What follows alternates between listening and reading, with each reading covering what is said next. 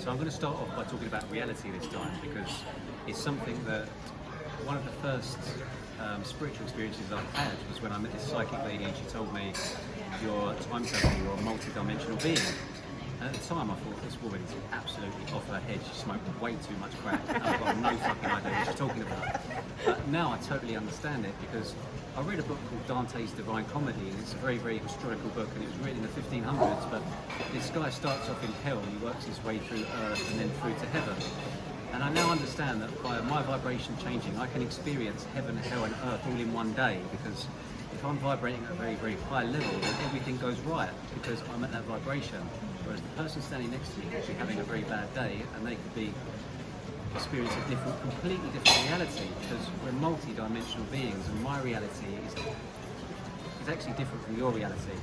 I've used the term that when 300 people sit in a cinema watching a film, there's 300 different versions of that film in that cinema, because everyone's level of perception is different, and you're all seeing what you need to see at that point.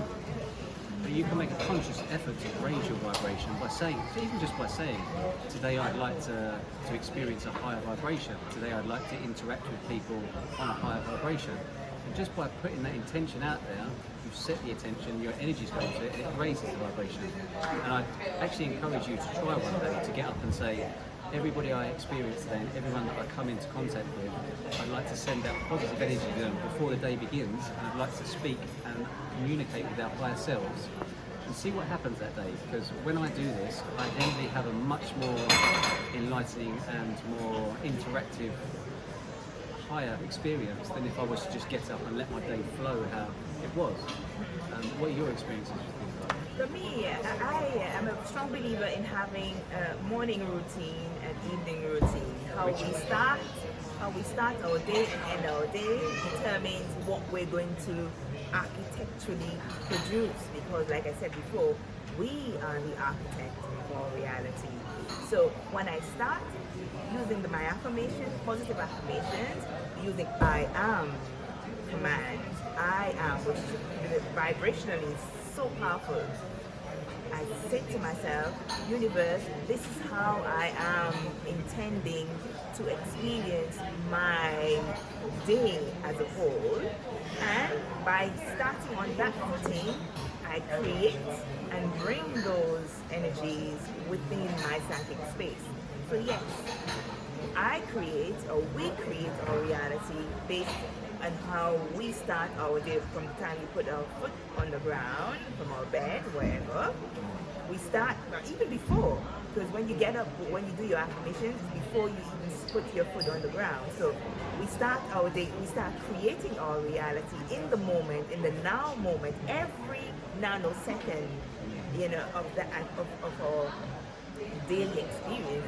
We create that based on our thoughts, because one other thing that I believe is that the way we create and manifest our reality is by the thought forms and the verbal message which we send to the cells of our body. And the cells of the body are there to sit and wait for commands and instructions from us. That's the sole reason for their existence, to sit and wait for commands and instructions from us so that they can manifest for us what we have commanded them.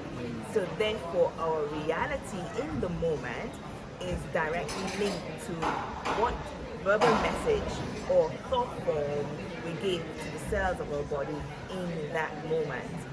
So yes, that's how powerful we are as human beings, understanding that we are the one actually creating in every moment exactly what we are experiencing in that moment. We are in the driver's seat of our lives. Not so we keep pointing our fingers, but I say always, when you point your index finger at me, look at where the thumb is pointing. So you, what I see in you is a reflection of who and what I am. So how I judge you tells me exactly where I am psychically, mentally, physically.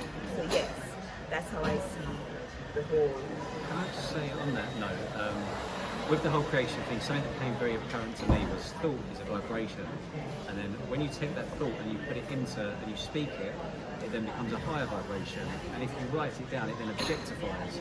So it's like you're gradually building a foundation to objectify. So if you take the word universe and you spin the I and the N around, it actually says you in verse. So what you speak of yourself, you become. You are you in verse. The universe is the way you speak about yourself in verse. It is so true. That is so powerful, Elliot. Is that one of your... That's one of my... Brilliant. He is just excellent with these things. He's a genius. But it's also the thought process and the language that you assign to this thought process. For example, when I was paralysed, people would be talking to me about disability and illness, and my head would be, but I'm not disabled. And I couldn't move from like here down, couldn't hardly breathe or anything, and I was like, but I'm not disabled. Because my thought process was being programmed the whole time to be like this, the me that you see now. And also I speak to a lot of people, and one of the things that I hear quite regularly is my bad shoulder, my bad leg, my bad ankle, my bad foot. And it's like, I'm consciously trying to explain to people, you've just told yourself that you have a bad leg, that you have a bad ankle, that you have a bad shoulder, that you have a bad back. Yeah, you're making it real. You're making it real. So by being fully present in the moment and fully focused on what's going on inside here, it's like you can change your reality. Ask me how I know. You know, it's like I've done this multiple times. It's like I've been told throughout my entire life, Helen's crazy. Helen, what the hell is Helen on today? She's had this amazing idea. You know, the poor love, you know, how are we going to let her down gently? You know, and every single one of the things that I've said I'm going to do, I have actually achieved, because in my head it was already taking place. It was already taking place. So, for example, when I went through rehabilitation in a wheelchair, they wheeled me through the door, and there was all these soldiers there, because it was a centre of excellence where the Marines train. And I got wheeled into this place, and through the window I could see an athletics track, and immediately my head was running around that track, and I was loving every second, and I could taste the air, I could feel what the material felt like, I could feel myself springing with the bounciness of it, and I was really excited. And all these people were talking to me, and it was just white background noise. Until 7 weeks later, I did run around that track. Wonderful, bravo. So, yes, you know, the self. You have in your essence, you think I am not paralyzed. You're telling yourself that she is not paralyzed. So that's what you experience, as opposed to I am. You know, it was an extremely scary experience. Because I'd gone from one extreme of having everything brought to me, everything done for me, you know, even going to the toilet. I couldn't go to the toilet. My body could not empty its waste by itself. Every single human function had to be assisted. So I'd gone from that reality and people trying to force this reality on me. And in my head, I was dancing, I was singing, I was running, I was skipping, I was flying. In my mind, I was like, that was my, you know, I didn't need TV. I was playing out this movie in my mind the whole time, like every meal, every drink, every waking moment, every sleeping moment. That's what I was doing. So when my body caught up and I could do those things physically, I was already doing them hundreds of thousands, billions of times. That it was just a case of getting the muscles strong enough to carry my body weight to do those things. It became my reality, and that is my reality now. Excellent. can I ask, by having the thought, you set up the parallel timeline, Yeah. and then putting the emotion into it creates the energy in motion, and then when your body catches up, you just pop into it. Yeah. So, Yeah, it was literally like that. It's like you've said many times, and I've said many times in talks, where your energy goes, the rest of you just flows there. Yeah. It's just it's a fluid, flowing process. It's not even conscious. It just is. And by being fully present in the moment, you can utilise this So in this moment, we're making a video. That's our reality in this moment. Once the video goes out on YouTube, social media, and everywhere else, other people would have an insight into our shared collective moment of the now. But we would be in different moments. Different, yes. And it's for them to decide what they're going to do within that moment, Yeah. based on what they and how it expands. That's so true. So embracing technology as well, because I recently did a radio interview where I was advising people take photographs, capture that split-second moment in a photograph, because later on, when you're out the other side and you want to look at a photograph of your darkest moments, when I go back in my own history and I'm looking for photographs, it's hardly any, because it's almost like I wasn't there. So I had a very, very disconnected relationship with technology 2 years ago when I was addicted to porn, when I was addicted to drugs. Technology I thought I was being spied on. I thought that people were hacking my phone. Well, that doesn't fucking matter because we're all connected anyway. Exactly, so yeah. whether someone's hacking into my phone, if someone knows how to be connected to everything, what fucking difference does it make anyway? We're all part of each other, we're extensions of each other. So if I'm, as long as I'm treating myself well and treating everybody else well, what difference does it make? That's just a way of inciting fear in us, but there's nothing to hide really. So I think in an earlier video today we was talking about how fear actually closes parts of our cells and DNA down and stops us from expanding. This has been scientifically proven. But when you experience love and gratitude and much higher vibrations, you start to open up and see. Well, regardless of what state of mind we are, regardless of whatever we are being in the moment, that's what we create. So, in essence, we are phenomenal creators of our reality. So it's better to do so consciously than to do so unconsciously. But what we create when we are unconscious about the whole mechanism of creation and how we manifest is war against each other, lack of confidence in ourselves, lots of negativity. But when we remember our power and step into the moment and start being in the present moment, like Helen said, looking at the thought forms, what are we putting out there? How can I adjust that? What are the words am I sharing with those around me? We do so and we start creating a utopia, if we so wish. When enough of us start vibrating on that higher level of existence, it's amazing what we can create in terms of our reality. That group consciousness coming together with the same aim, the same goal. When we can create miracles, literally. That's what we are. We are essences. We're the essence of the omnipotent, omniscient force. We are God. We are God in manifest. These little shells, the shells, nothing more is like the cup. It's not who we are intrinsically. It's just about 1/3 of our true essence, really. I actually call mine my carbon meat suit. Yeah, I just say it's my shell, really.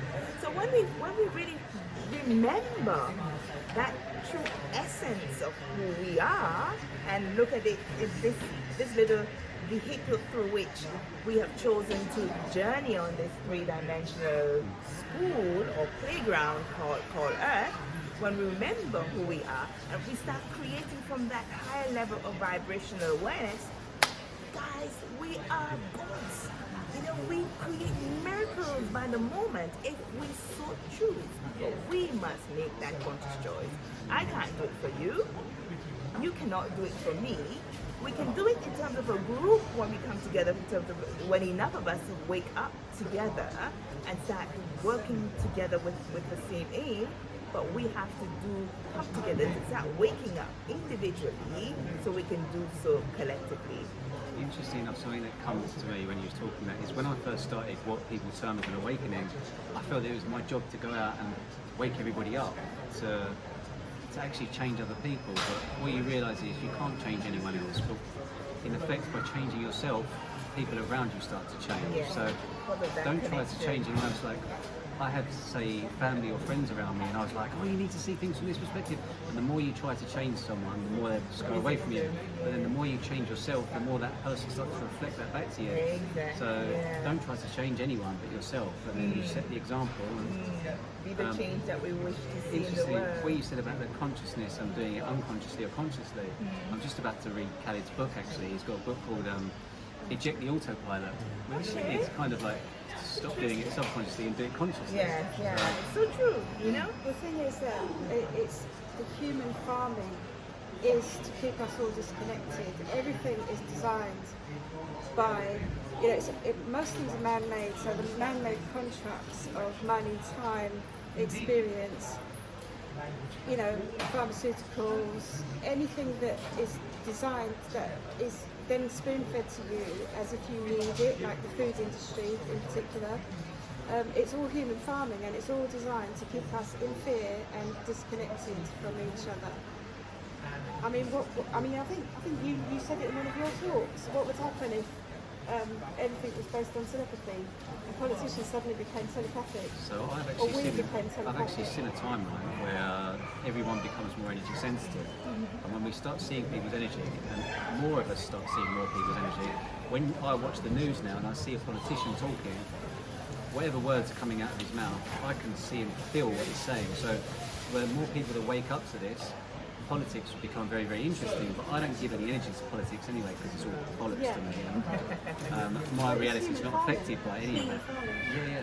But as you probably know, I went a third of last year without eating, and I'm quite a big believer that when you put foreign energy, you're pure energy. So when you put any foreign energy into your body has to work it out. So if you eat meat, that animal's been stressed. When you put that energy into your body, your energy's got to work out that stress.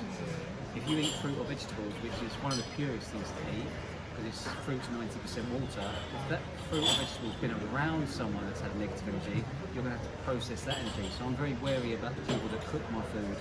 I like to cook my own food. I'm very wary about people if they pass me a drink of water and they've been very angry. Because, Really? yeah, so there's a guy called Sadhguru, you've already heard of him. So he will be very aware, he won't drink any water if it's been near someone who's been angry, because that energy has then affected that water, and you're 72% water, you're then going to have to process that anger. So we are energetic beings, become very aware of the energies you're consuming, whether it's food, sound, water.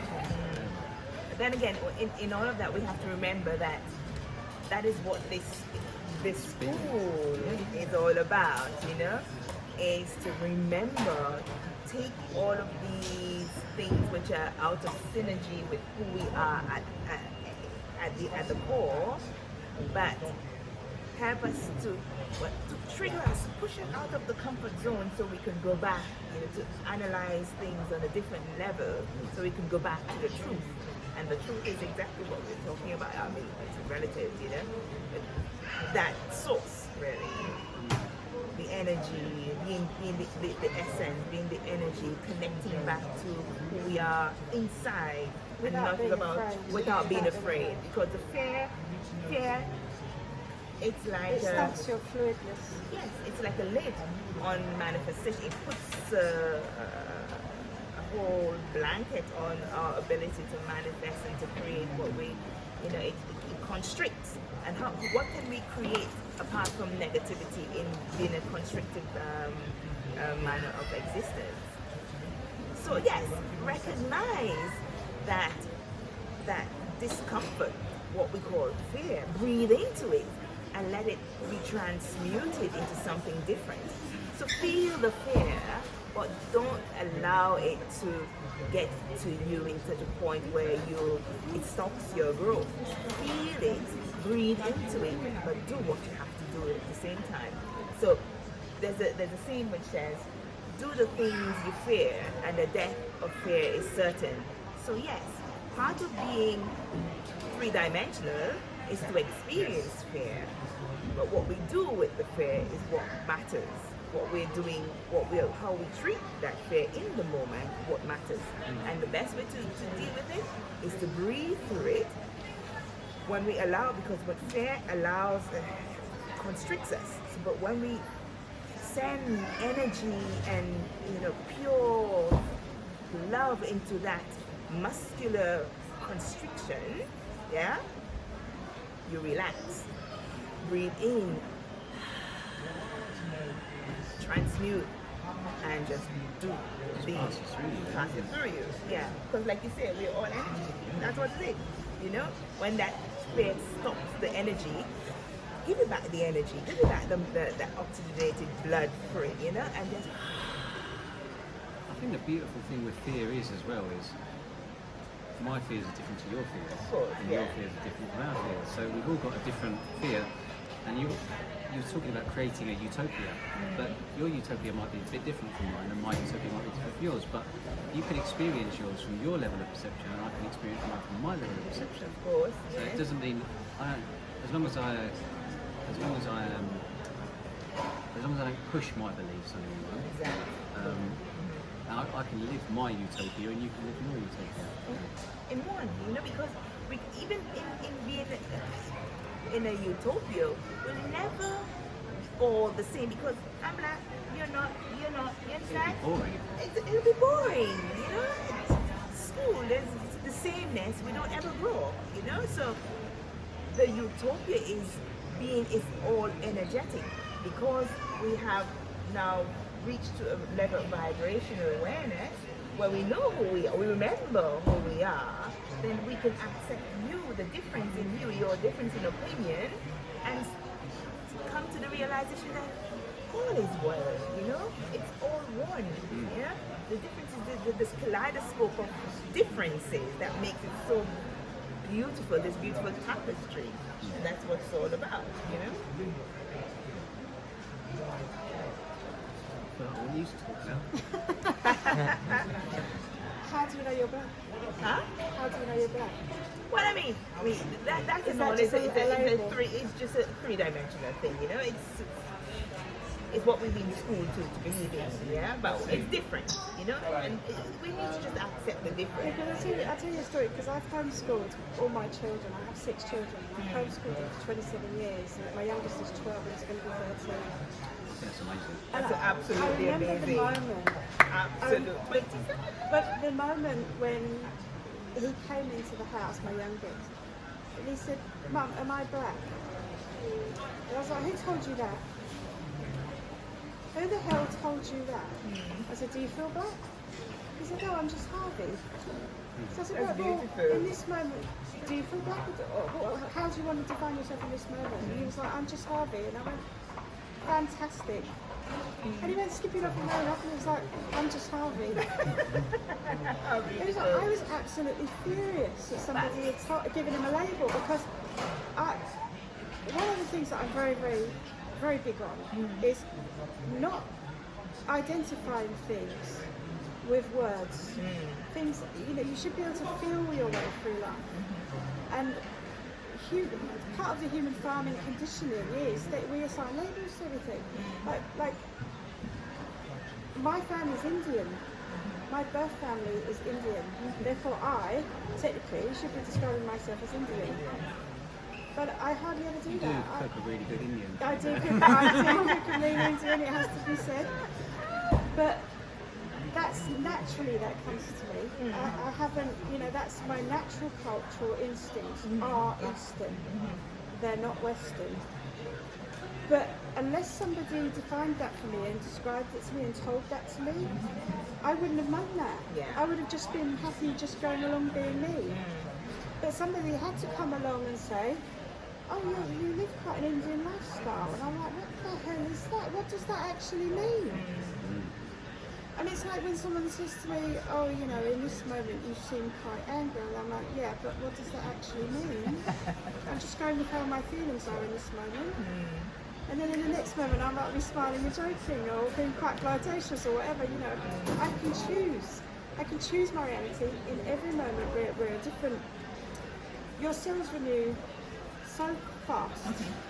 It's like our cells are totally different to what they were when we started doing this session this afternoon. So in those moments, like, you know, through springboarding ideas of each other, we are now, our perspectives are slightly altered because I have yours perspective, I have your perspective, you have my perspective, between you as well.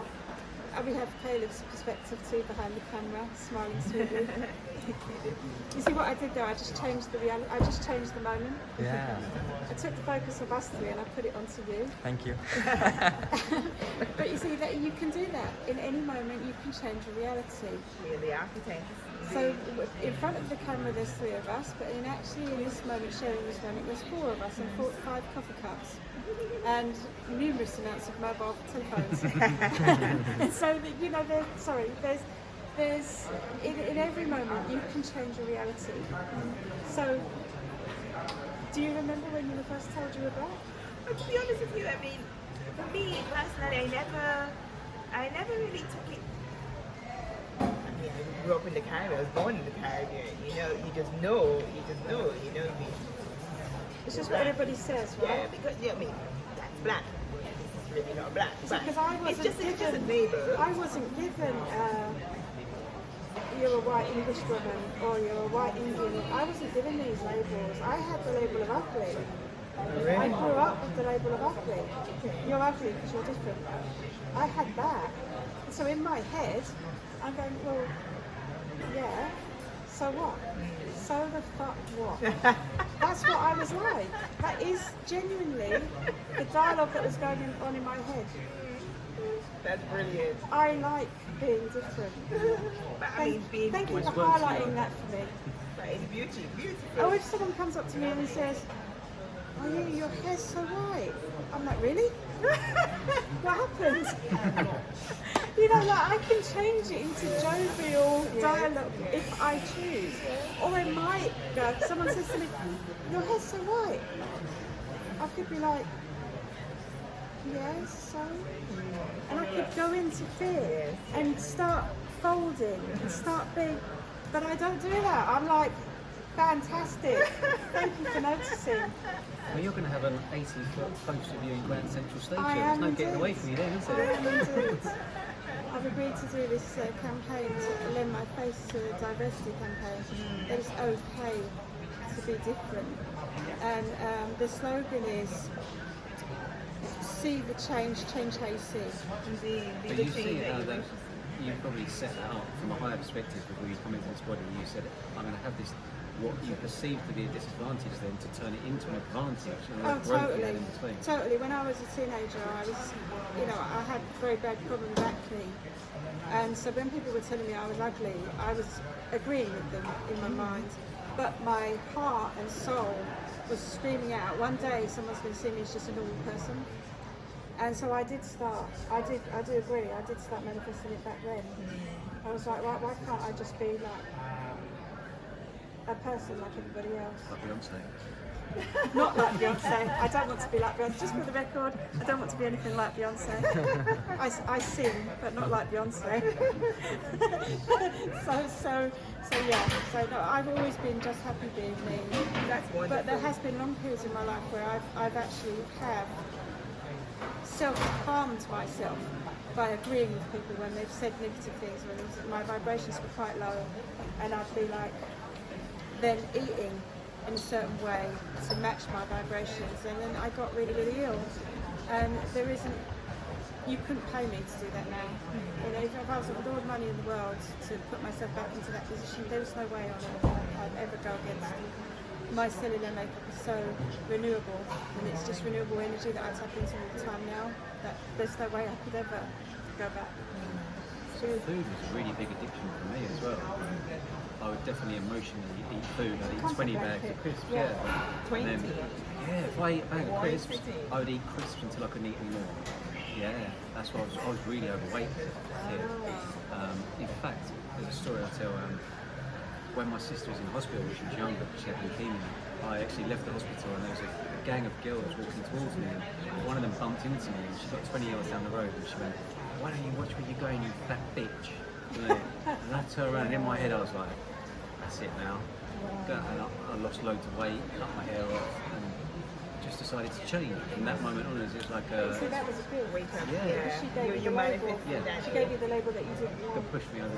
Yeah. And I thought I was addicted to food, and then I thought I was addicted to drugs, and then I thought I was addicted to girls. But at a really fundamental level, what I discovered I was only addicted to was thinking, because Yeah. we think 60 to 80,000 thoughts a day, and then if you run a computer with 20 programs on it for 5 hours, that computer just goes. Do you think Whereas that's if you don't why meditate, there's this huge shift to anaesthetize yourself with drugs, with behaviour, with patterns of behaviour, with alcohol? It's human nature to anaesthetize through yourself through life, like watching TV, watching pornography, and doing making patterns of behaviour that may be harmful to your cellular makeup. There is this huge shift to anaesthetize yourself. in a way, from what you just said that, and what's come through to me is that you do this to show yourself that it's taking all your creative abilities away. Yeah. You've got no creative abilities at all. If you're watching porn, it's a very low vibration, and when you watch porn, it creates emotion. So you'll probably notice at home that when people try to sell you something, they'll put sex in the advert. There's sex and emotion. When you're watching something, the words and the vision you're watching, you throw the emotion of sex in there. It's a high vibration emotion. It triggers something in you, and you embody it, and you go out and buy it. Because when you put emotion into thought, you put the energy of emotion, and then it starts creating it. So that's why sex sells, and that's why advertisers know how to use sex to sell things. So I'd just like you guys to become aware of that as well. I do get a lot of questions about addictive behaviour, and I always say this: I can teach you 101 different psychological, behavioural, scientific ways to overcome addictive behaviour. But unless you're actually in love with the process of cell renewal and changing your cellular makeup through your thoughts, through your thought patterns and what you're feeding inside your mind, that is never going to work. It's never going to have an impact. It will only take you so far. I guess it's also growth starts. Genuine growth starts when we become in tune with who we are, and understanding that we are worthy to go through this process of bettering ourselves. So what's the impetus behind us being willing to embrace the change and being willing to give the necessary the necessary energy into growing and learning is when we come to the realization that, hey, Diaz, I love you enough to know that regardless of whether this is going to take you a long period or you're going to have to get up in the morning, 2 o'clock in the morning to just do this study, you are worth it, so then you do it. So, all of the information, it's out there. It's out there, but do you think that you're worthy? Do you love yourself enough to give yourself that gift? And right now, that's one of the, because I'm testing my online program, that's one of the things that I say to the group. Give yourself this gift and take ownership of your craft. Take ownership of it. Because we're just facilitators. I cannot do it for you. You must know that you are worth the effort, because nothing that's worth having is going to be given to you on a silver platter. No. What do you think if Gaia, if Mother Earth had said, okay, let's do the shortcut, and let's not make the mountains as they should be, or the sea. Let's just give them half of what is in the sea and half of the beauty. What do you think where do you think we will be? So why do you therefore think that you are not worth giving 100% to your spiritual growth and to your evolution? You are worth it. Pull your finger out and do the work, because unless you do it, you always will remain where you are.